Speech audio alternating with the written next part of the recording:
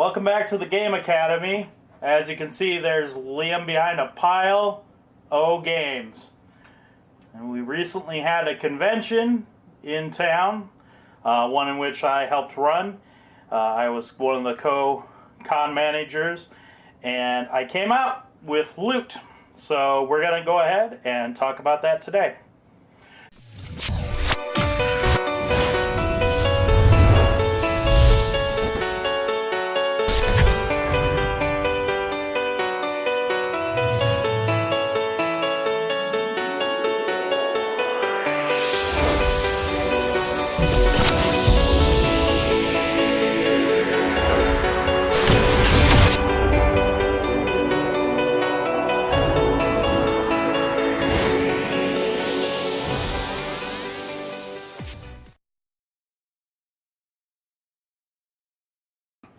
Alright, so we're going to show them some of the games that we got. We bought some new, and not everything we bought at the exact same time of the con. A lot we got there. Some we got right after the con, right before the con. We'll just go through it one at a time. Liam, pick out a game that we want to show here real quick. Roller Coaster Tycoon. Roller Coaster Tycoon. So this one is an older game from Parker Brothers. We got this in our charity auction. You want to show it? Roller Coaster Tycoon. It's upside down. That's okay. And this is an older game from Parker Brothers. The best way to describe it is like Monopoly, except a little bit better. It's got some auctions going on in there, but you're collecting victory points, so it's kind of Euroed out Monopoly. Liam, you've played that one already. What do you like about that? I like that you could close stuff. Oh, yeah. Cool you can buildings. close other people's rides and stuff. And it does have some cool buildings in it. Just some cool little pieces, if I can show you there. In there. And there's kind of the game there in a nutshell. You can still find it fairly cheap. It's a decent kids game. It's a step above Monopoly, that's for sure. It's all right. I didn't mind it, but we'll probably do a walkthrough of that sometime. It's not real complicated, but anyway. That is Roller Coaster Tycoon. So we got one down. Let's grab another one. What's next on our list? Royal Palace. Liam does not like the looks of this one. It's royal and palacey, but this one was on the charity auction. I played it before, I liked it, so I couldn't let it pass up.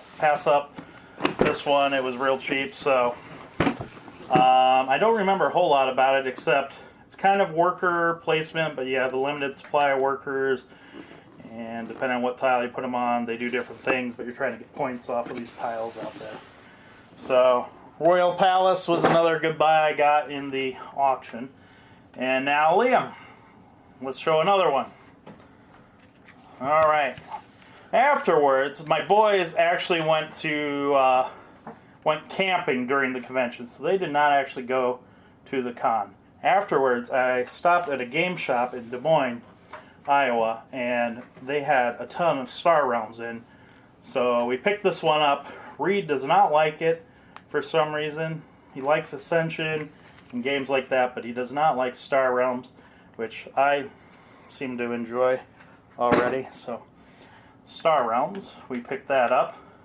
We also picked up what else we got? Ascension, one of the expansions for Ascension, but you can play the regular base game. It has enough for you to play the game with it. I picked up a more advanced set because we had the Apprentice Edition, so, and then I just tacked this on. And I don't have any other sets. I just have this and the Apprentice Edition that's like $10, which is worth getting from Barnes & Noble. And it's pretty interesting. Let's just say that. We'll talk about it some other time. But that was fun.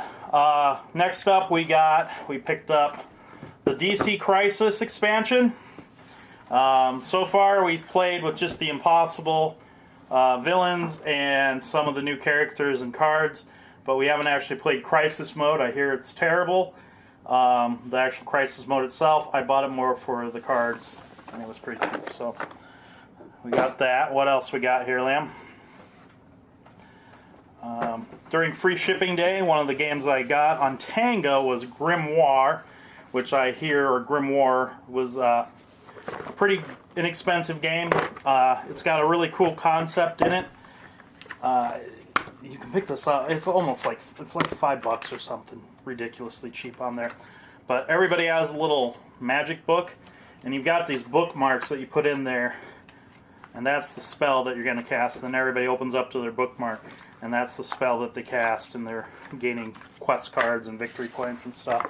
So it looks like an interesting game. We have yet to play it, but I read through the instructions, and for free shipping on that, it was worth it. Next up, Liam.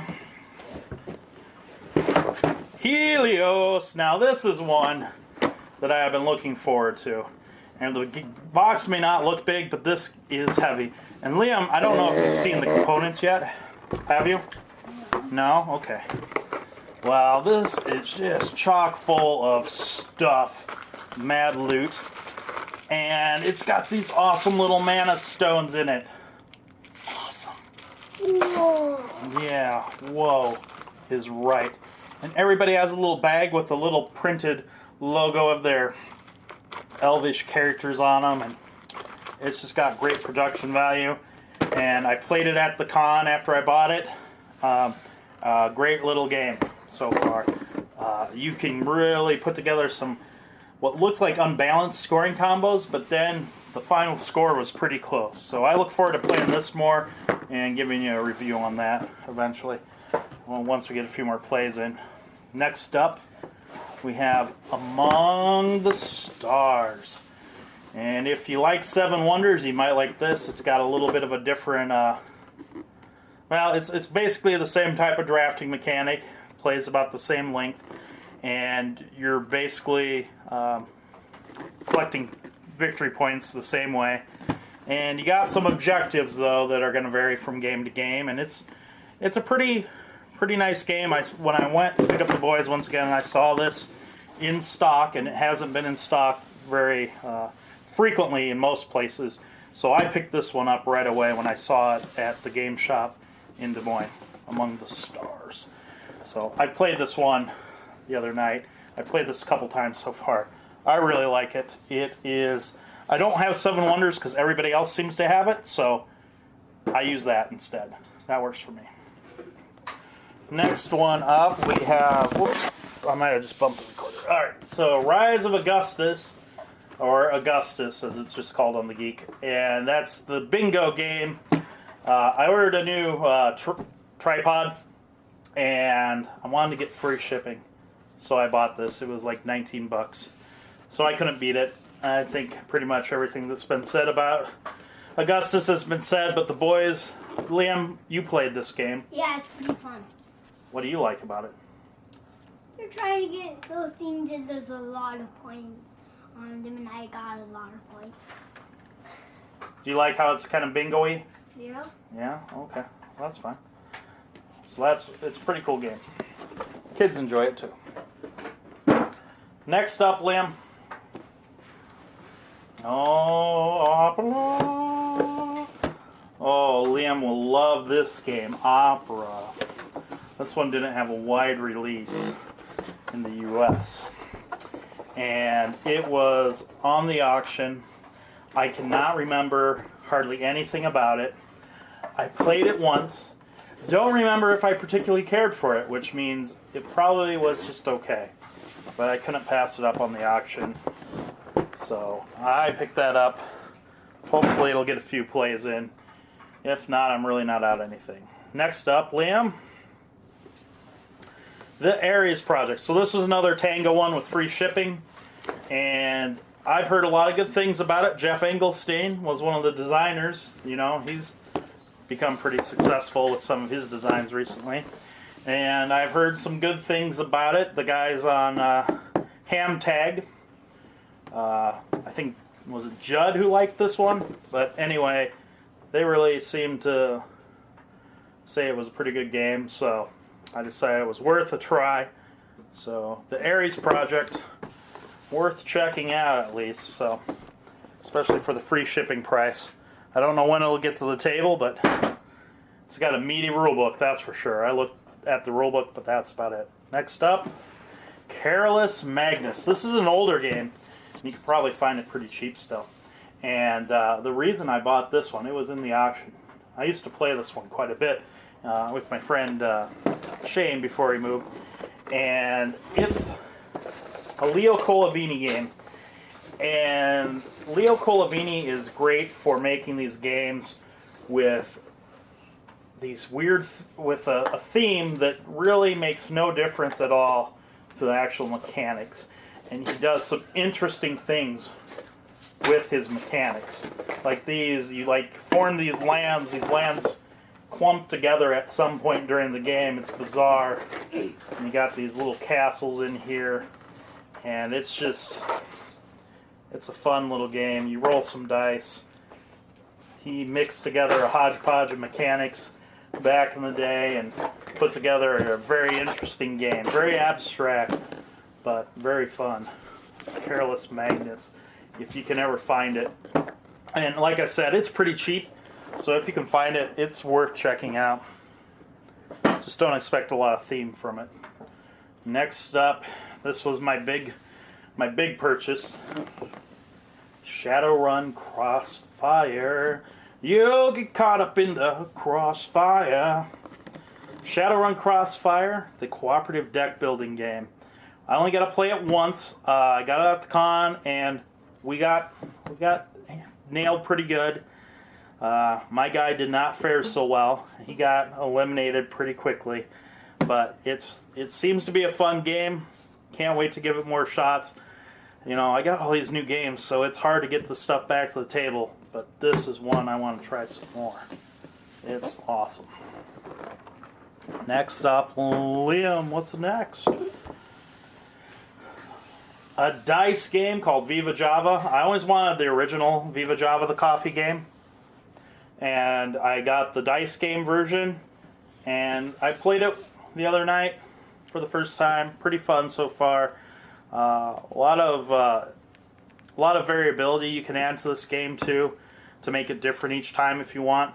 So it's looking like it'll be a fun game. I really like the idea and the concept, so hopefully it'll work out. It was a cool looking game. I always liked Dice Hate Me games just for their name alone. Then we've got Castaways. We played a little bit of this. It's a little longer than I suspected, so we kind of stopped. It says 2 hours. We were probably pushing that and weren't very far, but it was our first time. Liam, did you have any thoughts on Castaways? Yeah, that's very fun. You're surviving. You get lost. Did you get lost often? Not really. Yeah. You were the survivor, the guy who didn't get lost too easily. Yep. Yeah. But he did get injured, and he had some trauma, and that was not fun for him.